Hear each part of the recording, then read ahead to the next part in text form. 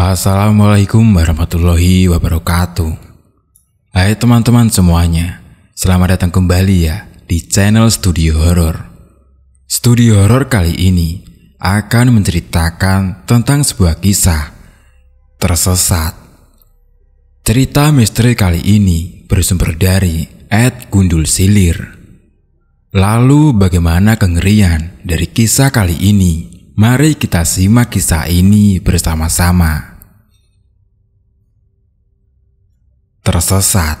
Aku tersesat di alam mereka tanpa tahu caranya kembali.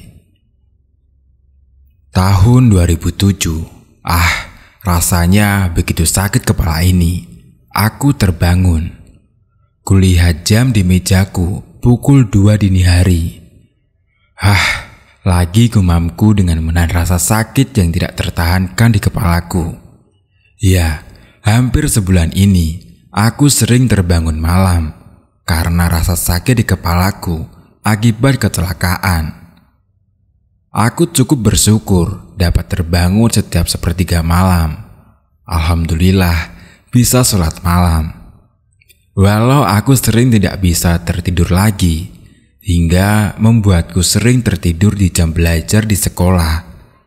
Hari ini masih kulihat mereka-mereka yang sama yang kulihat setiap aku terbangun malam. Malam ini aku keluar rumah, duduk di teras rumah, menatap jalan yang begitu sunyi. Ya, sama seperti malam-malam sebelumnya, dengan menahan rasa sakit di kepala yang membuatku tidak bisa terlelap.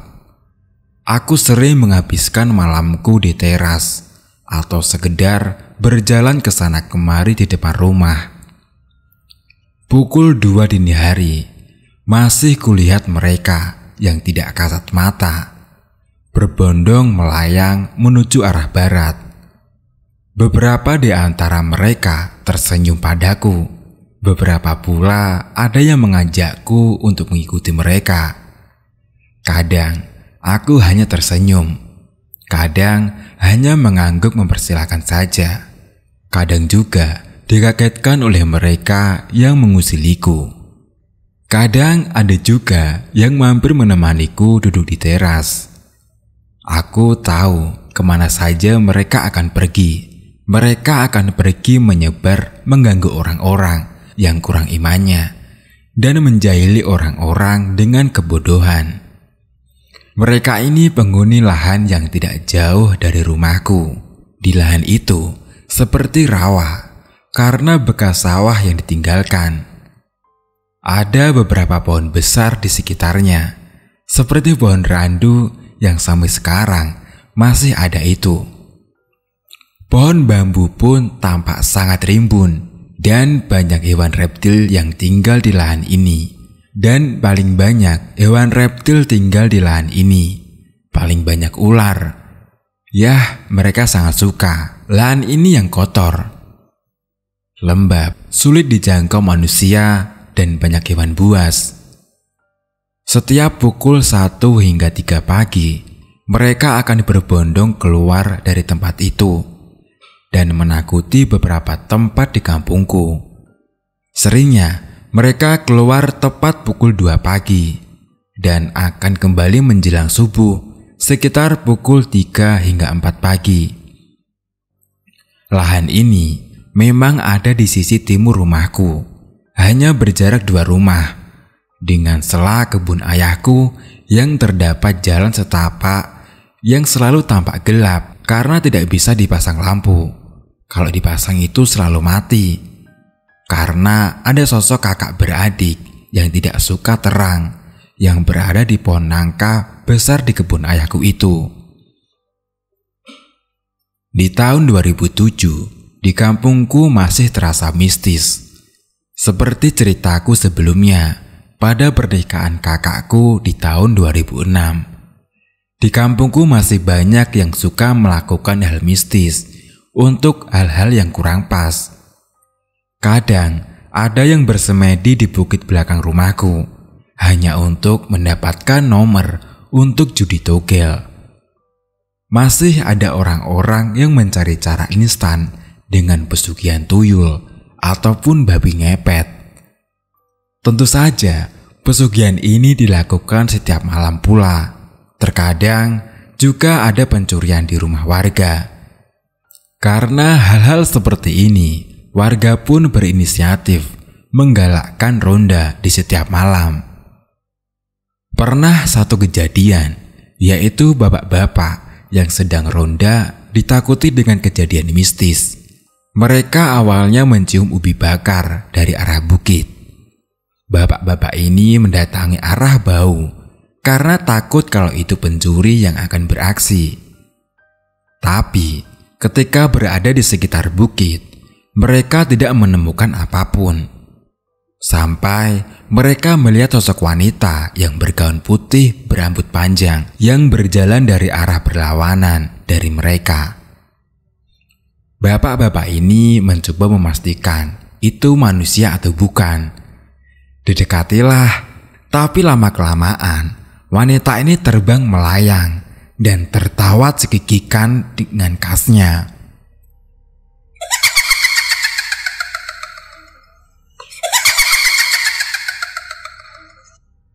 Sontak, bapak-bapak ini berlari bersama sekencang mungkin. Wanita cekikikan ini termasuk salah satu anggota gerombolan yang keluar setiap jam 2 dini hari. Aku masih ingat di tahun itu ada pula seseorang bapak parubaya yang pulang kerja larut malam. Dia melewati satu jalan kampung yang memang jarang dilewati warga karena masih banyak rumor yang menakutkan. Entah kenapa hari itu dia melewati jalan itu, padahal dia seringnya jalan memutar. Memang sih, jalanan itu lebih dekat dari rumahnya. Mungkin ia sudah lelah, ingin segera sampai. Jalan ini membentuk pertigaan. Yang tepat di sudut pertigaan ada pos ronda yang lama tidak terpakai. Karena rumor-rumor di belakang pos ini ada sungai dengan pohon bambu yang begitu rimbun. Memang dulu di situ sering kulihat banyak genderuwo di bambu-bambu itu. Rumor menakutkan semakin dibuat setelah ada seseorang anak kecil yang meninggal di gorong-gorong tepat di bawah pos tersebut yang aliran airnya menuju sungai itu. Anak itu meninggal karena terpeleset saat hujan deras dan masuk hanyut ke selokan menuju gorong-gorong di bawah pos ronda itu. Walaupun anak itu hanyut sampai ke laut, tapi warga kampung banyak yang berspekulasi kalau anak itu meninggal akibat kepalanya terbentur batu besar yang berada tepat di lubang keluar gorong-gorong itu. Itu diperkuat dengan kepala anak itu yang masih banyak mengeluarkan darah segar saat dimandikan jenazahnya. Kembali ke bapak parubaya yang pulang larut malam tadi ya. Bapak itu berjalan kaki dan melewati pos ronda. Yang di pos ronda itu, dia melihat ada seorang gadis menangis tertunduk. Bapak ini menghampiri gadis itu karena ia merasa kasihan sudah larut malam masih di sini. Mengira gadis itu mungkin tersesat, tapi saat ditanya, gadis itu menoleh dengan muka yang hancur, yang banyak berlumuran darah. Bapak itu seketika lari terbirit-birit menuju rumahnya. Yang bikin gempar, sampai 2 mingguan, bapak itu sampai tidak mau makan, tidak mau bicara, dan tidak mau beraktivitas sama sekali. Dia seperti sangat trauma, sampai dibawa berobat kemana saja. Dia baru mau cerita setelah ditenangkan oleh seorang ustadz di kampungku. Ya, gadis berlumuran darah ini dari gerombolan geng pukul 2 dini hari itu. Dulu aku tidak begitu paham, tapi setelah hampir sebulan, setelah memperhatikan gerombolan makhluk-makhluk ini, aku baru menyadari sosok gadis ini benar-benar dia yang menakuti si bapak itu. Malam ini aku masih terduduk di teras. Ada satu anak kecil dari mereka yang menghampiriku dan mengajakku bermain petak umpet. Karena aku bosan, aku pun mengiyakannya. Aku bermain dengan anak ini. Sesaat aku terpejam untuk memberi kesempatan padanya untuk bersembunyi. Tapi saat aku terpejam, aku merasa berada di tempat lain yang tidak kukenali. Aku sontak terkejut dan berusaha membuka mata. Tidak aku lihat lagi anak kecil tadi. Apa ya tadi? Gumamku merasa bingung dengan yang kurasakan tadi. Sepertinya aku mengikuti anak tadi bersembunyi di alamnya. Aku merasa sedikit takut. Kuputuskan masuk ke rumah dan ke kamar. Aku pun berbaring di tempat tidur dan mencoba memejamkan mata agar tertidur kembali. Tapi saat aku pejamkan mata, aku seperti kembali ke tempat yang tidak kukenali tadi. Aku pun terkejut lagi. Jantungku berdetak kencang. Akhirnya aku tetap membuka mata dan mengingat mata pelajaran yang akan kupelajari hari ini di sekolah. Tidak lama aku pun mendengar suara langkah kaki menuju kamarku.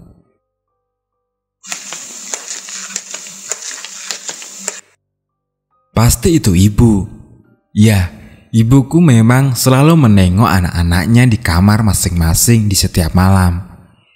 Ibuku membuka pintu kamarku itu dan melihatku tidak tidur. Aku pun mengatakan pada beliau, kepalaku terasa sangat sakit, yang kemudian membuat ibuku duduk di sampingku lalu memijat kepalaku. Sebenarnya aku malu. Sudah jadi anak STM, masih seperti anak kecil yang dininah-bebokkan.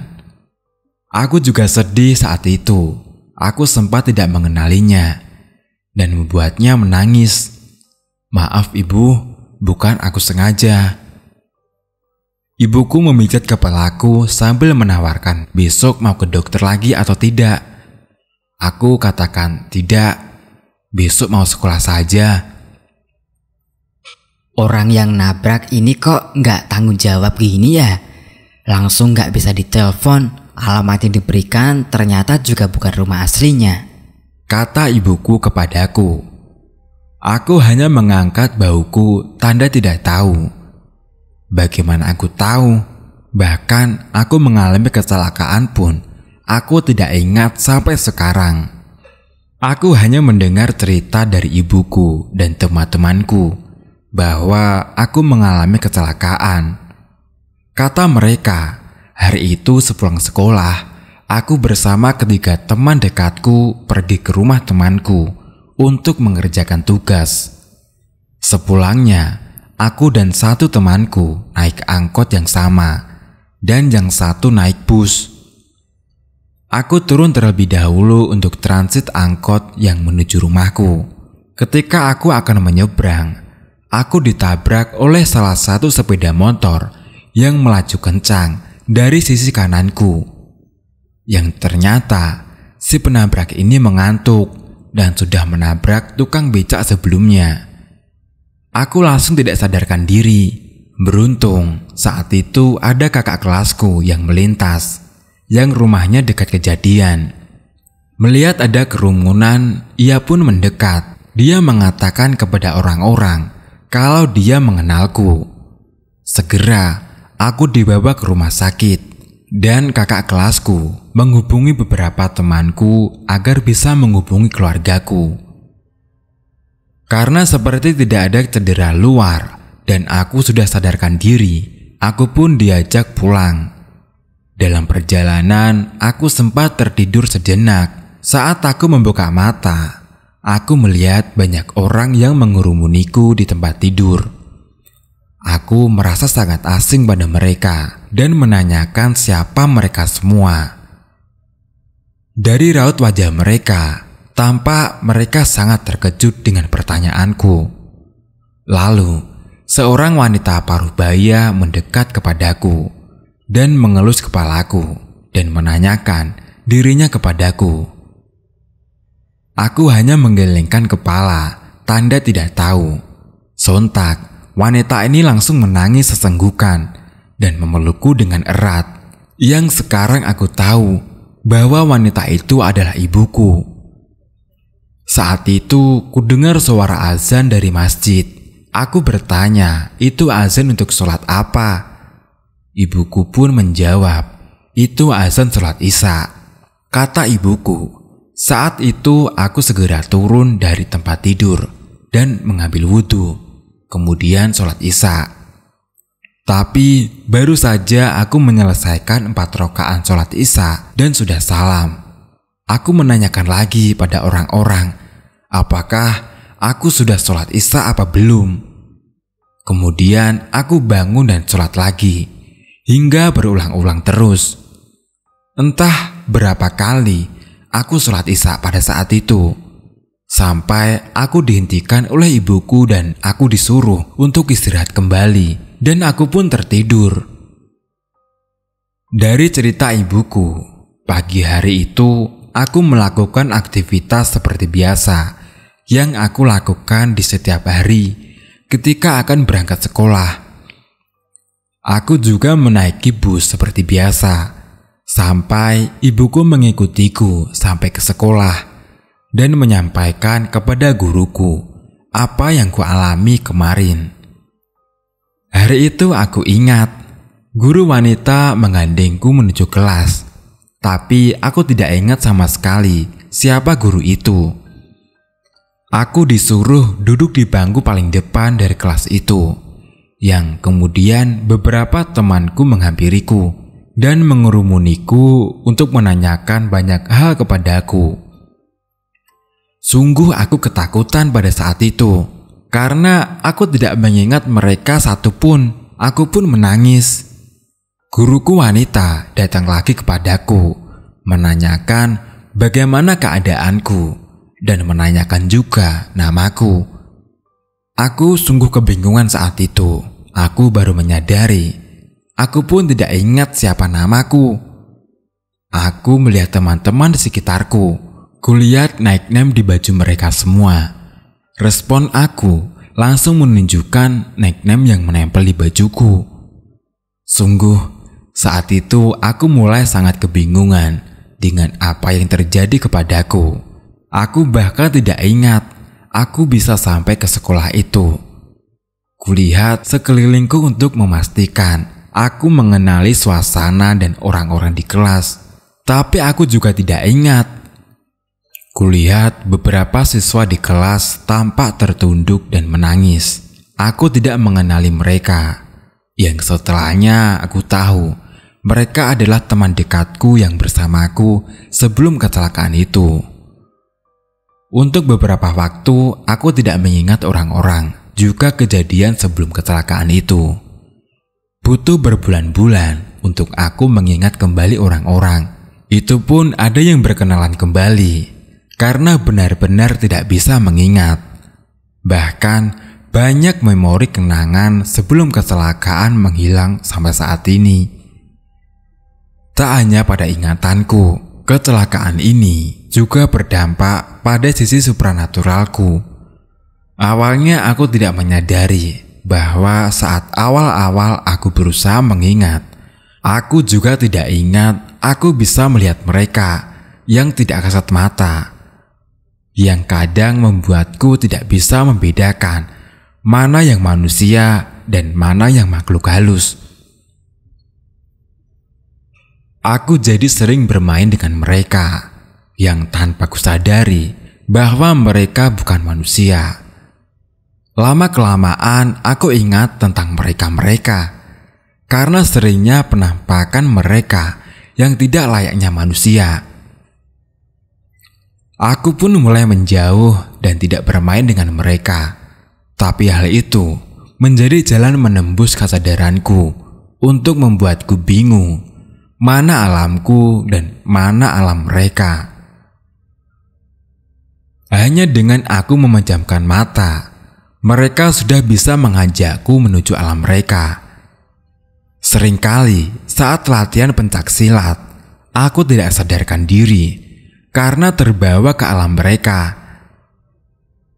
Karena di pencaksilat, ada gerakan pernafasan dengan memejamkan mata. Ketika aku melakukannya, aku jadi seperti sering keluar dari badanku sendiri, yang mengakibatkan tubuhku ambruk tidak berdaya karena ragaku yang pergi dari tubuhku.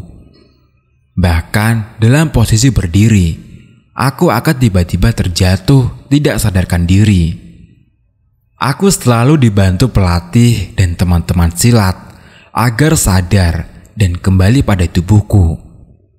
Saat aku merasa ragaku pergi dari tubuhku, aku selalu diajak oleh sosok-sosok makhluk halus yang berbeda di tempat-tempat yang berbeda pula.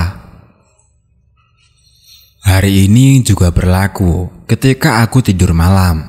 Sampai setiap tidur, aku selalu memeluk kitab suci Al-Quran karena aku takut diajak ke alam mereka saat tertidur. Pernah ketika aku tidur, baru memejamkan mata sejenak, tiba-tiba aku terkejut bukan main. Entah kenapa. Saat membuka mata kembali, ada sesosok wanita muda yang sudah berada di dekatku, yang menggandeng anak kecil laki-laki. Mereka berpakaian seperti prajurit Jawa. Wanita mengenakan baju kemben hitam dengan bawahan jarik lurik hitam putih.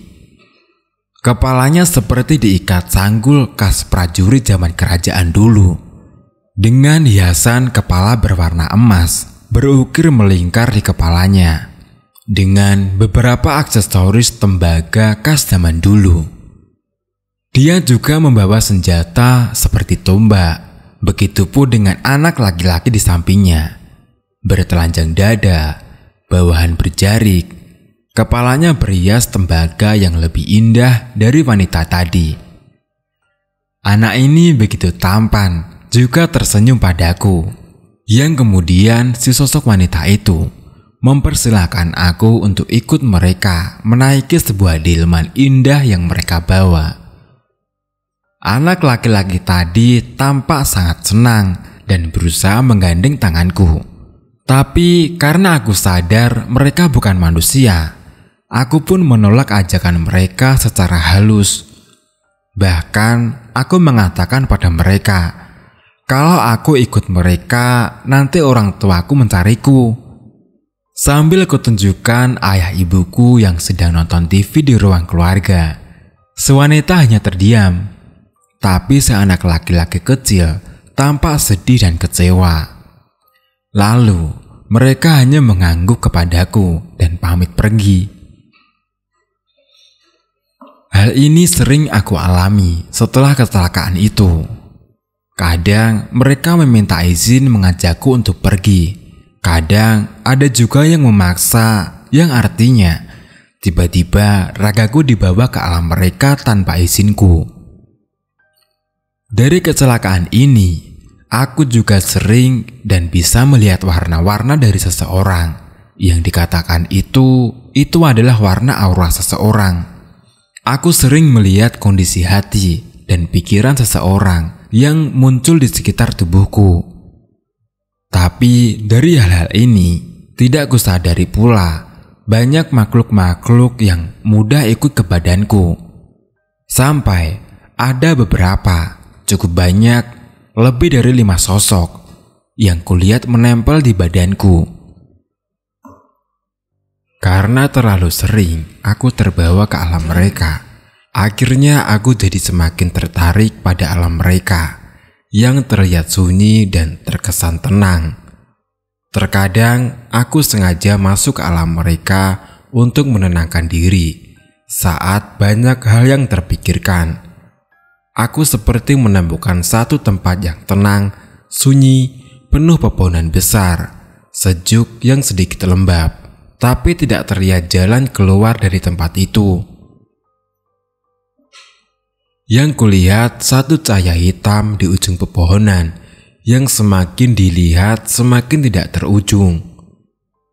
Jika aku masuk ke tempat itu dengan kemauanku sendiri, aku bisa tersadar dengan sendirinya.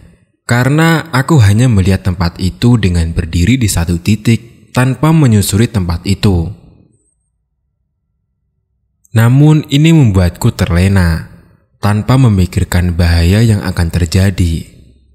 Suatu ketika, kelas 2 STM masih di tahun 2007. Beberapa bulan setelah kecelakaan, hari itu aku dan beberapa temanku sekelas yang mengikuti ekskul pencaksilat diberi dispensasi untuk izin keluar terlebih dahulu. Karena aku akan mengikuti kejuaraan pertandingan silat tingkat Jawa Tengah, kalau tidak salah ingat ya, yang diselenggarakan di salah satu universitas Islam di Semarang. Siang itu kami anggota silat datang ke universitas tempat diselenggarakannya pertandingan dengan naik bus angkutan kota. Kami sampai di sana menjelang sholat asar. Dari halaman masuk universitas, kami menuju masjid untuk sholat terlebih dahulu. Jalan menuju masjid cukup jauh. Di sekitar, aku lihat banyak pepohonan-pepohonan besar yang sangat rimbun, membuat halaman universitas ini tampak sejuk, namun agak gelap karena rimbunnya pepohonan. Di belakang universitas ini, terdapat rawa-rawa dan tambak-tambak yang cukup luas. Itu karena universitas ini tidak jauh dari laut. Ada beberapa bangunan yang tidak terpakai karena tempat sudah hancur dan akan roboh. Sampai di masjid, kami sholat asar.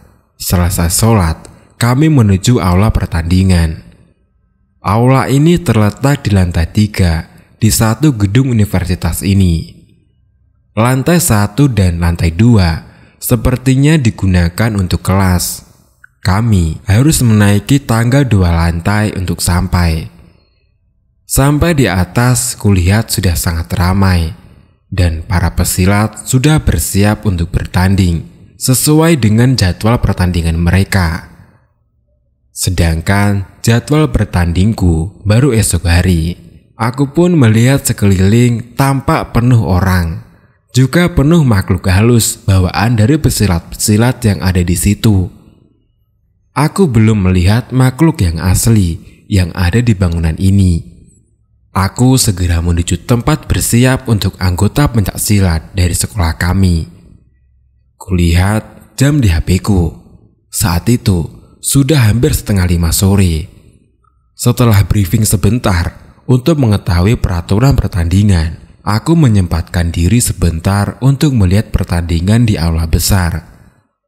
Sempat aku melihat sosok yang amat besar yang berwarna hitam di dekat seorang pesilat yang akan bertanding itu. Entah dari mana asal pesilat itu. Kutanyakan pada pelatihku, makhluk apa itu? Sepertinya itu makhluk pembantu pesilat itu. Entah apa maksudnya, saat itu aku juga kurang paham. Hampir jam 5 sore, HP-ku bergetar. SMS masuk dari salah satu teman dekatku. Dia dan satu lagi temanku datang ke universitas tempat pertandingan. Mereka sudah menunggu di depan masjid universitas. Aku segera turun untuk menemui mereka berdua. "Loh, kok kalian kesini? Kenapa?" tanyaku. "Gak apa-apa, nemenin kamu aja, ngasih semangat. Kan kalau besok kita sekolah, gak bisa datang," jawab mereka sambil tersenyum. Dibarengi satu teman sekelasku yang juga anggota silat menyenggolku dan berucap, "Besok kan kamu ulang tahun." "Aku baru ingat, besok hari kelahiranku ya." Yang juga berbarengan dengan hari kelahiran satu teman dekatku. Tapi saat itu, dia tidak ikut ke universitas karena rumahnya terlalu jauh. Aku tersenyum pada kedua teman dekatku itu. "Oh, kalian kesini karena itu," celetuku pada mereka berdua. Mereka hanya tertawa, menandakan kata iya. Sampai menjelang maghrib, kami berbincang di teras masjid. Azan maghrib pun segera berkumandang. Aku dan teman-temanku segera ambil wudhu dan segera sholat. Selesai sholat, Kedua temanku berpamitan untuk pulang ke rumah. Aku pun mengantar mereka menuju gerbang universitas. Jalan menuju gerbang harus melewati pepohonan besar dan beberapa bangunan kampus yang sudah tidak terpakai. Juga melewati deretan kantin kampus yang semuanya hampir sudah menutup lapak mereka. Memang agak jauh, karena masjid universitas berada jauh di belakang. Suasana kampus begitu sunyi dan semakin gelap. Ditambah, penerangan lampu tidak begitu banyak dan dibuat jarak yang lumayan berjauhan. Rimbunannya dedaunan dari pohon-pohon besar ini semakin membuat cahaya seakan meredup. Aku cukup merasa nyaman dengan kesunyian ini. Sampai kusadari mereka semua menampakkan diri hampir di semua tempat. Beberapa wanita berbaju putih berambut panjang tampak melihat ke arahku dan melambai padaku dari atas pepohonan itu. Sesekali terdengar suara tawa mereka. Di beberapa sudut bangunan yang gelap nampak makhluk besar, hitam, berbulu lebat dan bermata merah. Dan makhluk-makhluk lain yang terlihat tidak utuh tubuhnya. Aku hanya melewati mereka tanpa memperdulikan mereka. Tidak kukatakan pula pada kedua temanku apa yang kulihat saat itu. Ku antarkan temanku ke gerbang dan segera aku naik kembali ke gedung tempat pertandingan. Aku berlari kecil menaiki tangga dari lantai 1 ke lantai 2. Tiba-tiba ada yang menabrakku tembus badanku. Aku berlari dan menoleh. Satu sosok berbalut kain putih yang terikat di beberapa bagian tubuhnya dengan mata yang berdarah. Iya, itu pocong. Melayang pelan menjauh dariku setelah menembus tubuhku. Astagfirullahaladzim, ucapku. Aku berlari lebih cepat menuju atas, sampai terengah-engah aku berlari. Pelatihku bertanya, ada apa? Kok sampai terengah-engah begitu? "Iku, pocong," sambil menuju ke arah belakang dan masih terengah-engah. Semua tertawa terbahak melihatku. Aku mengerjitkan dahi dan duduk di depan mereka semua. Lah, ada apa toh? Kok malah pada ketawa? Tanyaku pada mereka. Mereka pun akhirnya bercerita. Ternyata mereka juga sudah dijahili dengan penampakan pocong ini. Entah kenapa, mungkin pocong itu hanya ingin iseng. Aku jadi ikut tertawa. Ternyata pocong itu tidak hanya cari perhatian padaku, tapi pada banyak orang. Sampai pukul 9 malam, keadaan masih baik dan pertandingan berjalan dengan lancar. Aku putuskan untuk pulang dulu ke rumah dengan diantar salah satu anggota pencaksilat.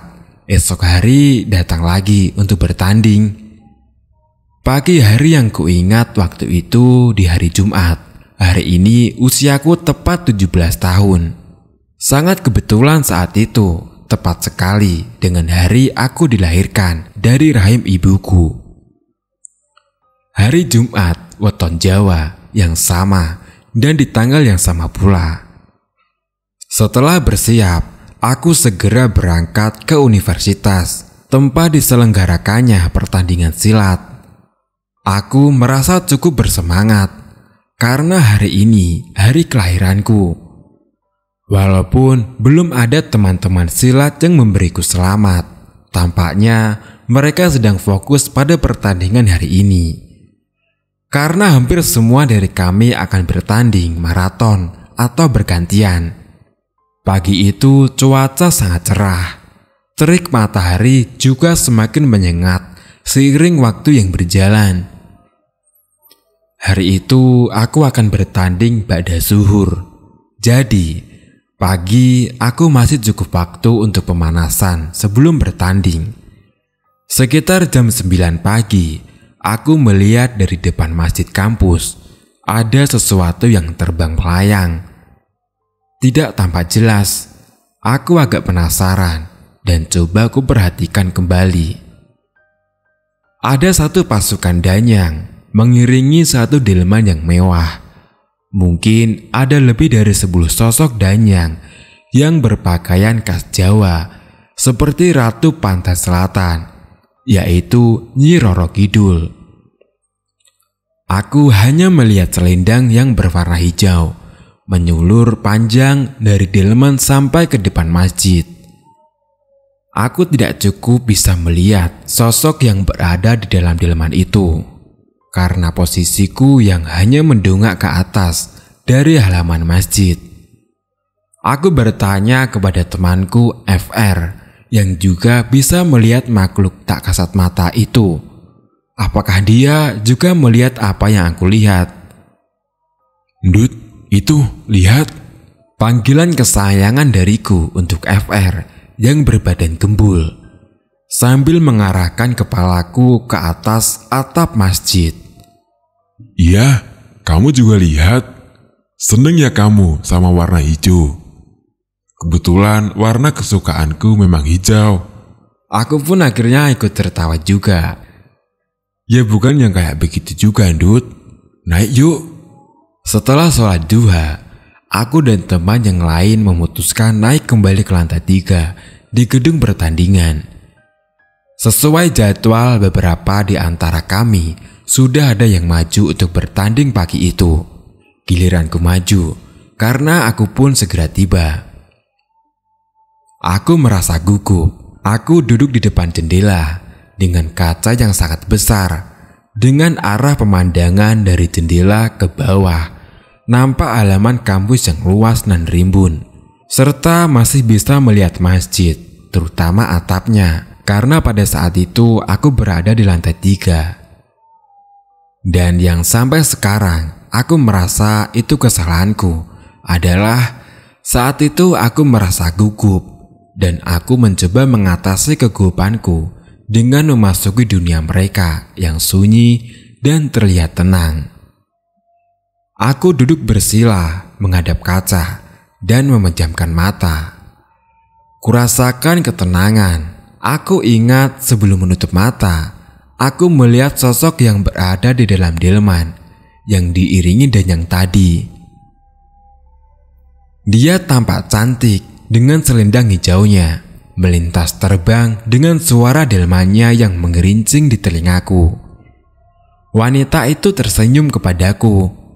Aku pun balik tersenyum dan menyaksikannya hilang berlalu ke arah laut.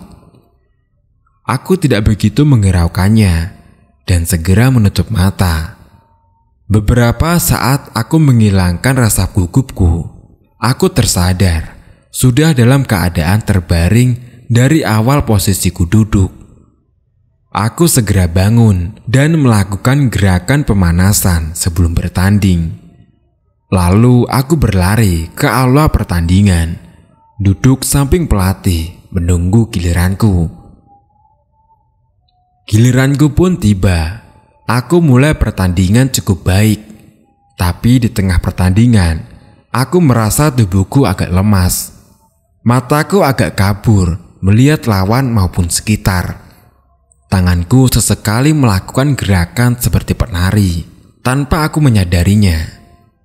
Aku masih cukup sadar, tapi badanku seperti sudah dikendalikan. Kadang aku sambil tersenyum-senyum membuat kembangan dengan tangan yang menari gemulai.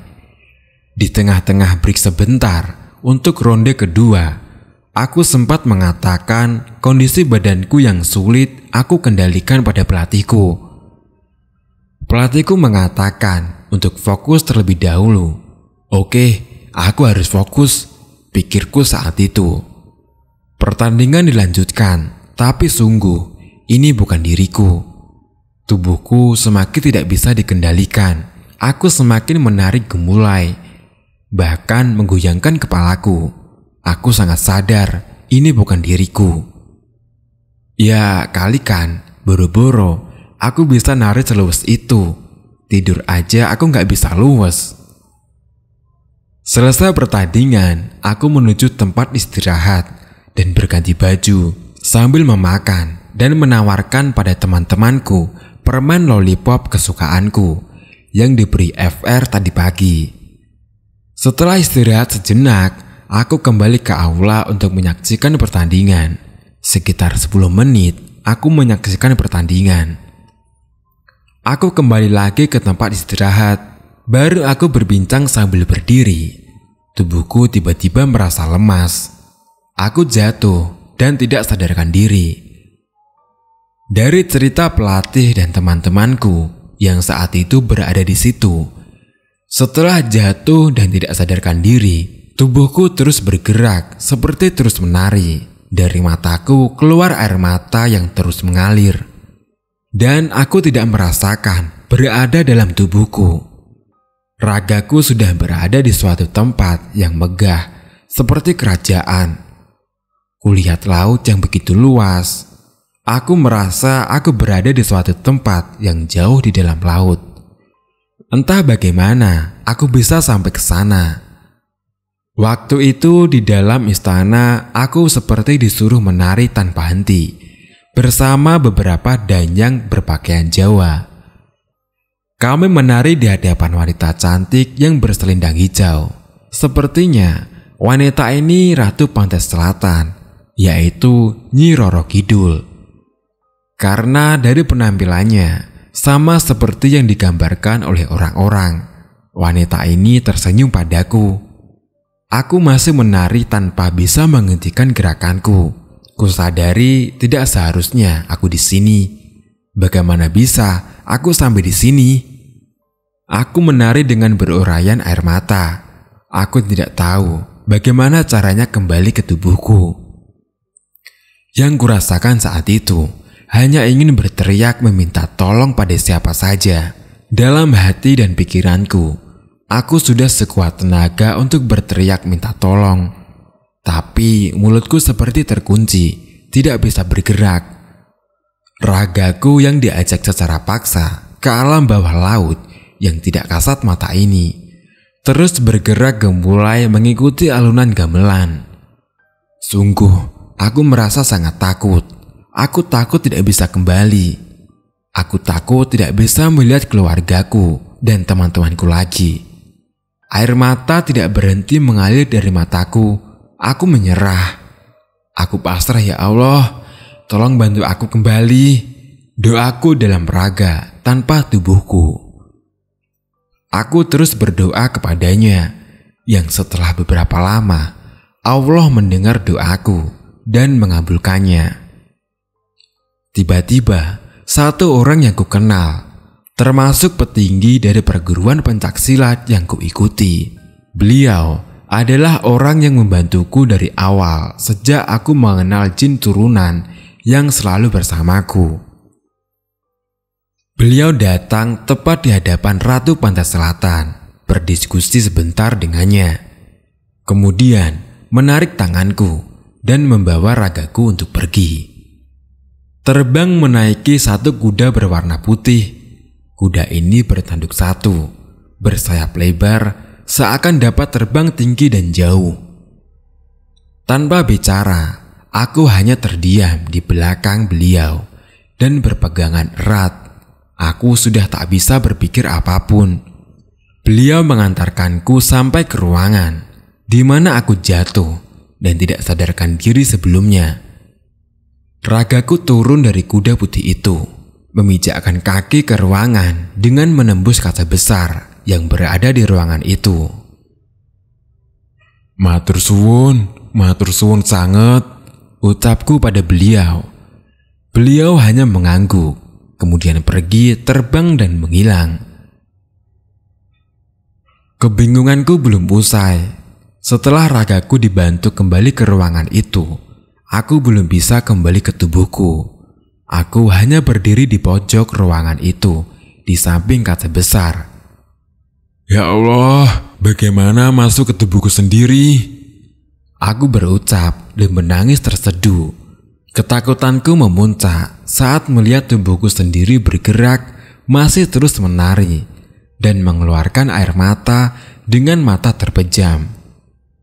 Kulihat pelatihku duduk bersila di hadapanku dan terdiam seperti fokus. Teman-temanku sibuk memenggangiku agar tidak terus bergerak. Beberapa terus membantu berdoa agar aku segera sadar. Sungguh merepotkannya aku saat itu. Rasanya ingin minta maaf saat itu juga, tapi aku belum menemukan cara untuk masuk ke tubuhku. Di ruangan itu juga kutemui pocong yang sebelumnya meneror kami. Dia hanya berjarak sekitar 3 meter dari ragaku yang berada di pojok. Dia menatapku penuh dengan kesedihan, seakan dia pernah merasakan apa yang kurasakan saat itu. Aku tidak menghiraukannya, hanya menatapnya sesaat dan menunduk. Cukup lama aku belum bisa masuk ke tubuhku, sampai kulihat cahaya putih yang sangat terang dan menyilaukan di hadapanku. Tiba-tiba, aku sudah kembali ke tubuhku dan tersadar aku membuka mata. Kudengar semua mengucapkan, "Alhamdulillah." Mereka sangat bersyukur. Aku pun bersyukur dalam hatiku. Tapi, aku juga belum bisa mengucapkan sepatah kata pun. Tubuhku sangat lemas, benar-benar lemas. Bahkan aku hanya bisa mengedipkan mata. Menggerakkan jari pun aku belum bisa. Energiku terkuras habis tidak tersisa. Pasalnya, aku tidak sadarkan diri dan terus bergerak sangat lama. Aku mulai jatuh dan tidak sadarkan diri. Dari sekitar pukul 1:30 siang, ragaku terus bergerak di alam mereka sampai menjelang maghrib. Sedangkan tubuhku masih terus lanjut bergerak sekitar 2 jam setelah ragaku kembali ke ruangan. 7:30 atau enggak jam 8 malam, aku baru tersadar. Tubuhku tidak bisa digerakkan sama sekali. Aku menjawab pertanyaan pelatihku dengan kedipan mata beberapa kali.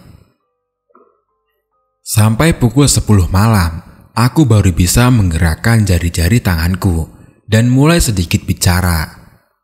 Aku ditawari pulang agar ibuku tidak khawatir. Tapi aku meminta waktu sebentar lagi agar setidaknya dapat duduk.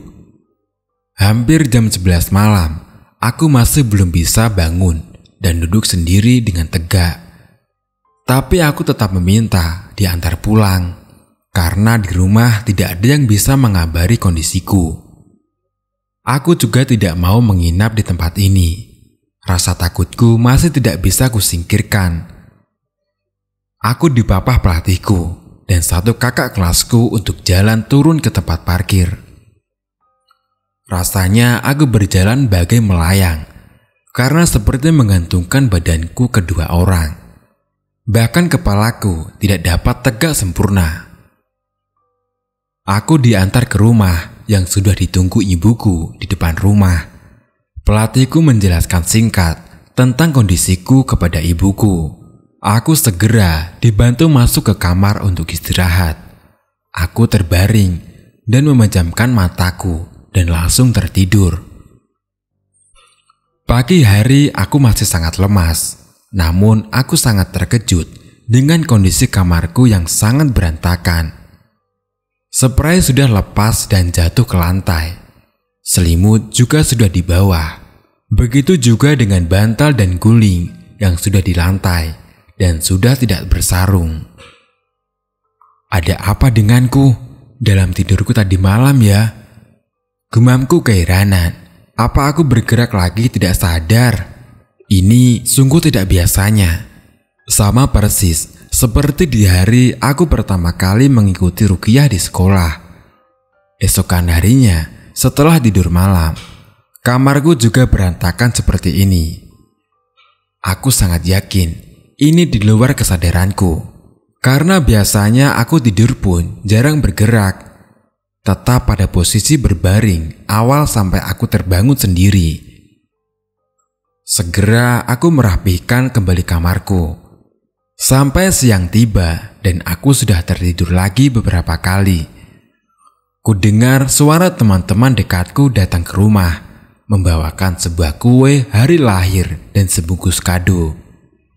Dengan tubuh yang masih lemas, aku menyambut mereka dengan gembira. Ternyata mereka sudah tahu kondisiku dan keadaanku kemarin. Mereka juga bercerita kalau teman sekelas FR yang juga anggota silat hari itu kesurupan di sekolah yang membuat heboh seisi kelas dan merepotkan beberapa guru. Aku hanya tersenyum dan berdoa, semoga tidak ada lagi hal seperti itu. Aku tidak mau lagi datang ke universitas itu. Aku tidak mau lagi tersesat di alam mereka. Cukup sekali dan tak akan ada lagi. Dari kejadian itu, aku sangat trauma pada pantai. Aku bisa melihat pantai atau laut. Tapi aku tidak pernah mau mendekati air di pantai. Saking traumanya, pernah waktu karya wisata kampus ke pantai Parangtritis Jogja, aku dipaksa temanku untuk masuk ke air di pinggiran pantai. Aku sudah mengatakan kalau aku takut dan aku juga menolak. Tapi aku dipegangi kedua temanku. Saat air pantai terkena kakiku, jantungku langsung berdegup dengan kencang.